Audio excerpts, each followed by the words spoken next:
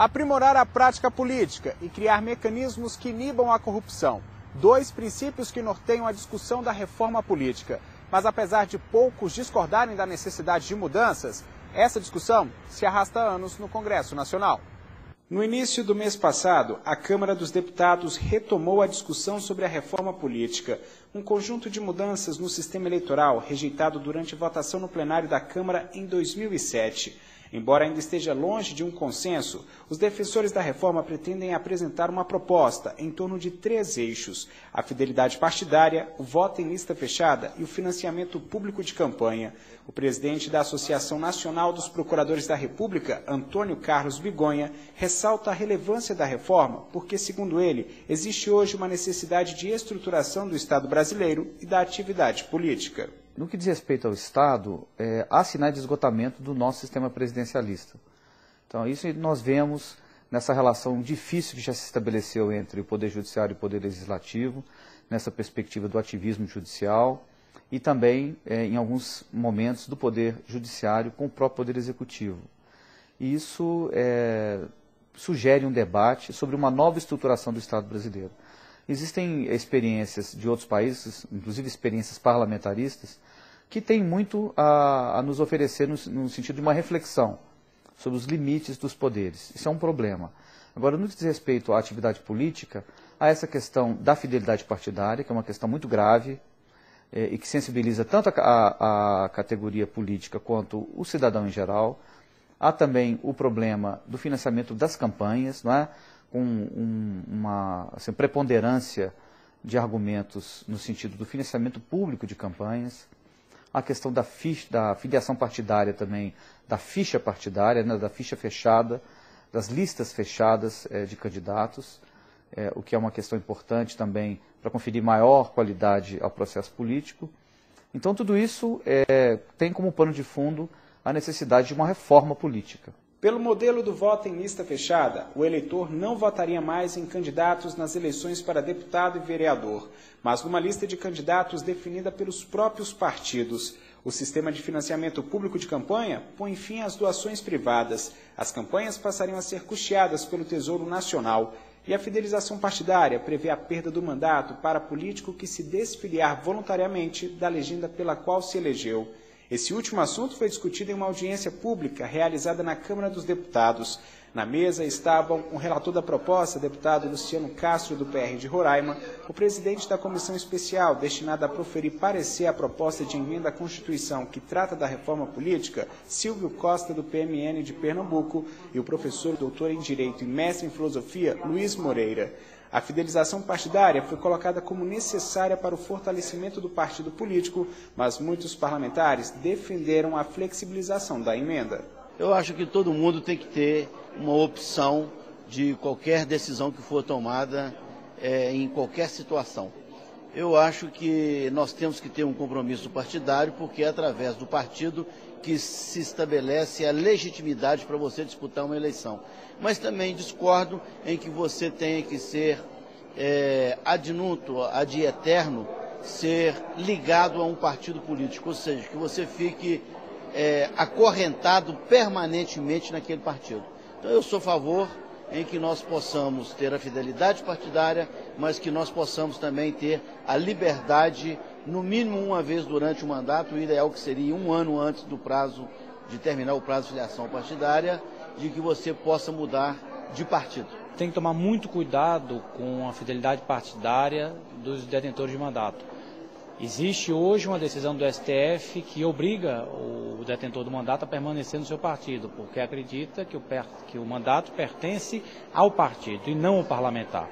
A comissão especial irá discutir justamente aspectos que tratam desta matéria, a fidelidade partidária, para ver se é conveniente e em que momento se torna bom esta janela para se abrir um espaço para mudança partidária. Convidado a participar da audiência pública, o professor Luiz Moreira, pesquisador de Filosofia do Direito da Universidade Tübingen, na Alemanha, destacou para os deputados a questão da judicialização da política. Para o professor, o posicionamento dos tribunais superiores em algumas matérias caracteriza interferência do Poder Judiciário no Legislativo. A judicialização da política confere uma estrutura de separação dos poderes um poder em excesso, absolutamente arbitrário, aos tribunais. Eu lembro aqui que, recentemente, nós tivemos emendas que tramitaram na Câmara e no Senado com o propósito de reformar o Poder Judiciário. Ora, só se reforma um poder que enfrenta problemas. De repente, após essas reformas, o Supremo Tribunal Federal e o Tribunal Superior Eleitoral passaram a interferir em prerrogativas parlamentares, nas questões atinentes ao Congresso Nacional, em questões que vinculam a forma de representação do poder político, de modo que este poder político seja paulatinamente esvaziado, e na medida em que esse poder é esvaziado, aumenta-se a concentração de poderes na cúpula judiciária. A autora da PEC original de 1995, deputada Rita Camata, do PMDB do Espírito Santo, diz que apesar da audiência discutir um dos pontos relevantes da reforma política, é impossível debater fidelidade partidária sem que haja uma análise conjunta com a lista fechada e o financiamento público de campanhas. Porque é uma emenda constitucional, né? A reforma, ela tem várias, tem a questão do processo eleitoral, tem várias PECs, tem da fidelidade, tem do fim da reeleição, tem da redução do mandato, redução não, ampliação dos mandatos executivos, a coincidência, voltar a ter coincidência de mandatos no Brasil. Então, são várias emendas constitucionais, né, que estão, e cada emenda constitucional versa sobre um tema da reforma política eleitoral. Eu acho que é por isso agora, deveria ter um entendimento que, como foi colocado hoje, a questão da fidelidade ela tem que estar junto com a questão da lista partidária e do financiamento público. E, no entanto, a matéria não está sendo apreciada dessa forma. Aí você começa a criar uns Frankenstein, né? Onde há um pouquinho de consenso se aprova, onde não há, não se aprova. E você tem um processo político eleitoral descaracterizado. O eleitor pode até votar no candidato, mas o candidato se utiliza de toda a estrutura partidária, seja ele o tempo de rádio e televisão, seja ele o fundo partidário, seja ele a companhia nos palanques das lideranças partidárias que fazem parte daquela coligação. Então não se pode desprezar a importância de um partido nas eleições. Embora ainda não tenha data para ser votada, a ideia dos defensores da proposta que institui a fidelidade partidária, a lista fechada e o financiamento público de campanha é que ela seja aprovada até o fim de setembro, prazo previsto para que as mudanças possam valer já nas eleições do ano que vem. Mas uma proposta de emenda à Constituição, elaborada pelo deputado José Genuíno do PT de São Paulo, prevê uma discussão mais ampla sobre a reforma política em 2011.